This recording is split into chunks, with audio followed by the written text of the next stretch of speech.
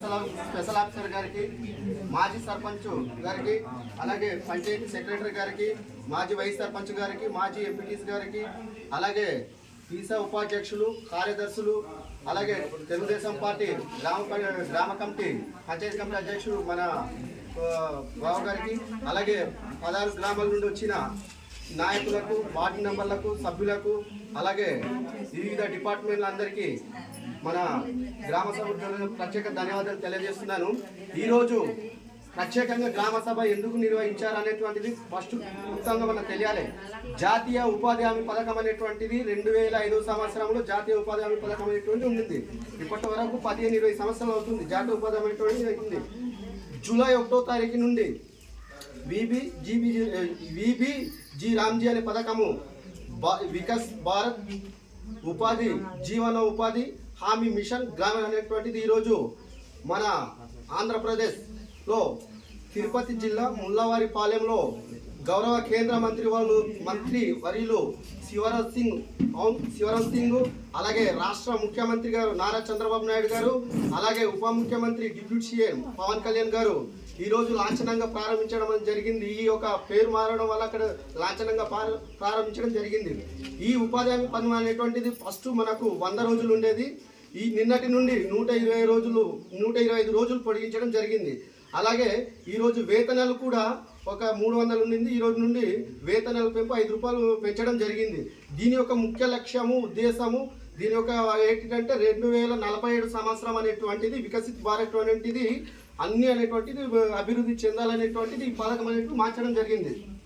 కాబట్టి ఈ జాతీయ ఉపాధి పథకం మారింది. కాబట్టి ఇప్పుడు దీనికంతా మన విఆర్పీలు ఈ పథకం గురించి వివరాలు ఇవ్వాలి. వాళ్ళకి ఏమేమి ఇప్పుడు సమస్య అంటే కొన్ని మార్పులు చేర్పులు జరిగింది, దానికి వివరించాల్సిన బాధ్యత స్థానిక పంచాయతీ విఆర్పీలు చెప్పాలి. అలాగే సెక్రటరీ గారు కూడా దీనికి చొరవ తీసుకోవాలి.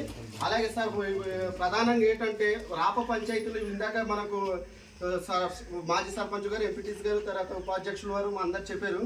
ఇక్కడ ఫస్ట్ ఆఫ్ ఆల్ చేయవలసింది వైరింగ్ చేయాలి సార్. వైరింగ్ ఒకటి చేసిన తర్వాత నేను గత గ్రామ సభలో వివరంగా చెప్పాను. వైరింగ్ చేయాలా, సిస్టమ్ బాగా చేయాలా, తర్వాత బ్లీచింగ్ పైప్ చేయాలా, తర్వాత బిల్డింగ్ ఉంది, బిల్డింగ్ రిపేర్ వరకు చేస్తే మంచిది, తర్వాత మంచి చేసి బాత్రూమ్ చేయమన్నాము. అది అంటే ఇంతలోపు సమయం తక్కువ ఉండడం బట్టి అమౌంట్ అప్పట్లోపు లేకపోవడం బట్టి ఇదైంది. కాబట్టి నెక్స్ట్ మనకు వచ్చే నిధులకైనా మనము బాత్రూమ్ చేయాలి సార్. అలాగే ఇప్పుడు రాప పంచాయతీలో వాటర్ సమస్య చాలా ఎక్కువ ఉంది. అలాగే మన కాంగుపుట్టు, తాడేపుట్టు, ఈదులు గారు, తీన్రాయి కూడా ఉన్నాయి సార్. మిగతా గ్రామాలు కూడా ఉన్నాయి. అలాంటిది చిన్న చిన్న సమస్యలు ఉంటాయి. అవి కూడా మనకు సాధ్యమైనంత వరకు పంచాయతీ నిధులు కానీ లేదంటే మనకు మండల పరిషత్ నుండి మీరు ఉన్నారు కాబట్టి సార్ అక్కడి నుండి కనీసం 1 లక్ష 2 లక్షలు మన పంచాయతీ మండల పరిషత్ నిధుల నుండి కూడా మీరు సహకరించి చేస్తే బాగుంటుంది సార్. అలాగే మనకు బ్లీచింగ్ పౌడర్, ఇది వర్షాకాలం వచ్చేసింది కాబట్టి సార్ బ్లీచింగ్ పౌడర్ అనేటువంటిది ఇంపార్టెంట్. బ్లీచింగ్ పౌడర్ ఏ గ్రామాలకి అయితే కావాలో, బిల్డింగులకి అవసరం ఉంటుంది, అలాగే చెత్త కుండీలు ఉంటాయి, దానికి కూడా బ్లీచింగ్ పౌడర్ అనేటువంటిది ఏర్పాటు చేయాలి సార్. అలాగే మేము గత మోత తుఫాను వల్ల ఈదుల్ గారు, తర్వాత కాంగుపుట్టు, తర్వాత కోట గారు, మన బుద్ధగుమి సరే గ్రామాల్లో సీసీ రోడ్లు పెట్టాం సార్. అది గత కలెక్టర్ గారు శాంక్షన్ ఇస్తామన్నారు, ఇవ్వలేదు.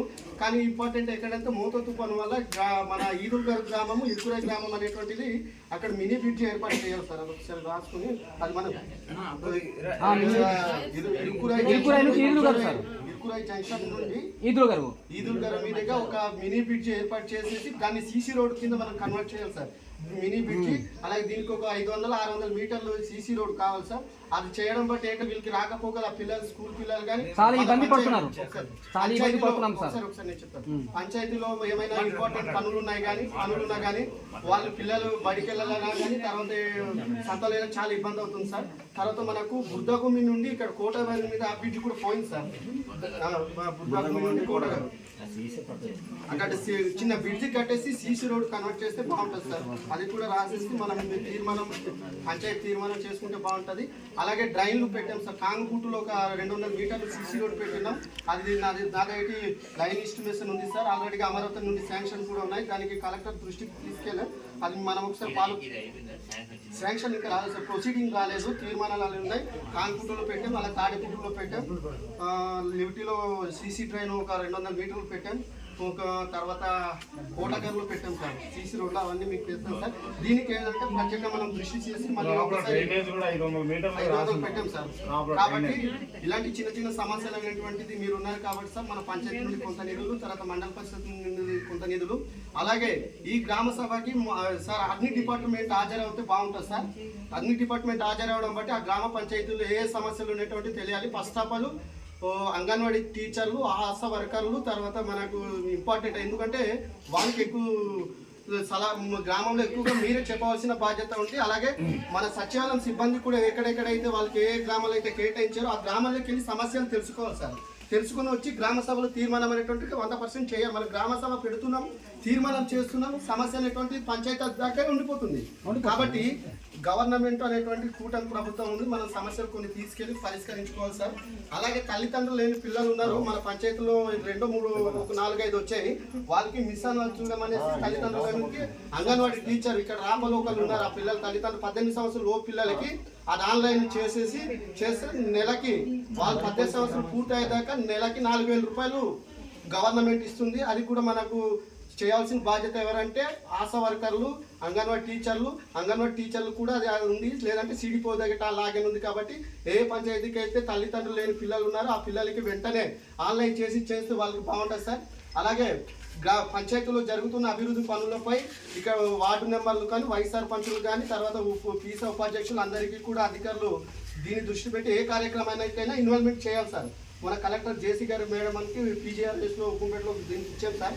దీనికి ఎట్టి పరిస్థితుల్లో గ్రామంలో ఎవరెవరైతే ఉంటారో వార్డు మెంబరు, పీసా వాళ్ళు, తర్వాత ఉపాధ్యక్షులు, వైస్ సర్పంచ్, అలాగే కూటమి నాయకులు ఉంటే వాళ్ళకి ఇంపార్టెంట్ ఇచ్చేసి చేయాలి సార్. తీర్మానాలు లేకుంటే ఎటువంటి వర్కులు కూడా లేదు సార్. ఆ గ్రామ పంచాయతీలో పీసా వాళ్ళు ఉంటారు, మాజీ సర్పంచులు, ఉపాధ్యక్షులు, నాయకులకి కూడా చెప్పాలి సార్. ఎందుకంటే ఈ గవర్నమెంట్ ఏ పథకాలు ఇస్తుంది, ఎవరు ఇస్తున్నారు అనేది క్లుప్తంగా తెలియాలి. అలాగే హౌసింగ్కి సంబంధించింది కూడా వాళ్ళు ఎప్పుడైతే మనకు హౌసింగ్ సర్వే చేసినా వాళ్ళకి ఇన్వాల్వ్మెంట్ చేసి ఆ గ్రామంలో పంచాయతీలు అందరినీ ఇన్వాల్వ్మెంట్ చేయాలి సార్. ప్రత్యేకంగా మీకు కోరుకుంటున్నాను సార్, స్పెషల్ ఆఫీసర్ ఉన్నారు, మీరున్నంత కాలం పంచాయతీలు కొద్దిగా అభివృద్ధి చేస్తే బాగుంటుంది సార్. మంచి పేరు మీకు వస్తుంది, మాకు వస్తుంది, ప్రజలకు వస్తుంది సార్. తర్వాత నీటి సమస్య చాలా ఎక్కువ ఉంది కాబట్టి దీనికి కూడా మనం వెంటనే చర్యలు తీసుకోవాలి సార్. సార్ శంకర్ బాబు గారు ఒక్క నిమిషం. అయితే మా గ్రామంలో ఒక ద్రావిడేషన్ స్కీమ్ ఉంది. ఆ స్కీమ్ నీరు మాకు ఒక సమయంలోనే 5 నెలలు పడుతుంది. 5 నెలలు నీరు లేక గడ్డ నీరు తాగడం కూడా జరుగుతుంది. దాన్ని బట్టి ఈ రోజుల్లో చూస్తే మనకు బోరుకి ఎన్ని సార్లు పెట్టినా బోర్లు రాలేదు. కనీసము సోలర్ బోర్ అన్న పెట్టగలుగుతారని నేను కోరి ప్రార్థిస్తున్నాను. అది రాయండి సార్. ఈదులు గారు